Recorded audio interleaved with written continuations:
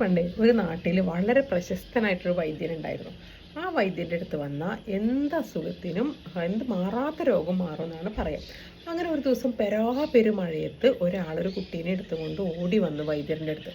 വൈദ്യരോട് പറഞ്ഞു, വൈദ്യരെ എൻ്റെ കുട്ടിയെ രക്ഷിക്കണം, ഞാൻ എല്ലാ ഡോക്ടർമാരുടെ അടുത്തും പോയി അസുഖത്തിനൊരു മരുന്നും കിട്ടിയില്ല, ആർക്കും അറിയാത്തൊരു അസുഖമാണത്, എൻ്റെ കുട്ടിയെ രക്ഷിക്കണം എന്ന് പറഞ്ഞിട്ട് വൈദ്യരുടെ മുന്നിൽ കുട്ടീനെ അവിടെ കെടുത്തി.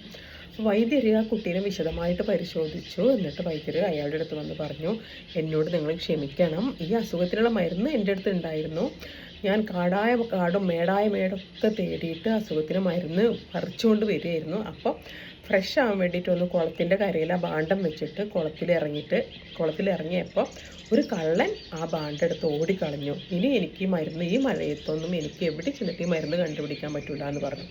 അപ്പോൾ തന്നെ ഈ വന്ന ആൾ വൈദ്യരുടെ കാൽക്ക് വീണിട്ട് പറഞ്ഞു, വൈദ്യർ എന്നോട് ക്ഷമിക്കണം, ആ ഭാണ്ഡം മോഷ്ടിച്ച കള്ളൻ ഞാനായിരുന്നു, ആ ഇറങ്ങിയത് വൈദ്യരാണെന്ന് എനിക്ക് അറിയുന്നുണ്ടായിരുന്നില്ല, ഞാനതെടുത്ത് അതിൽ പൈസ എടുത്തിട്ട് ബാക്കി ഭാണ്ഡം ഞാൻ എവിടേക്കോ വലിച്ചെറിഞ്ഞു എന്ന് പറഞ്ഞു. ഇതൊരു കഥയാണ്. കർമ്മം ഉണ്ടോ ഇല്ലയോ ഒന്നും എനിക്കറിയില്ല. പക്ഷേ നമ്മൾ മനുഷ്യർ ചെയ്യേണ്ട ഏറ്റവും വലിയ കർമ്മം നമ്മുടെ വാക്കുകൊണ്ടോ പ്രവൃത്തിയുണ്ടോ മറ്റുള്ളവർക്ക് ഒരു ബുദ്ധിമുട്ടും ഉണ്ടാക്കാതിരിക്കുക എന്നുള്ളതാണ്.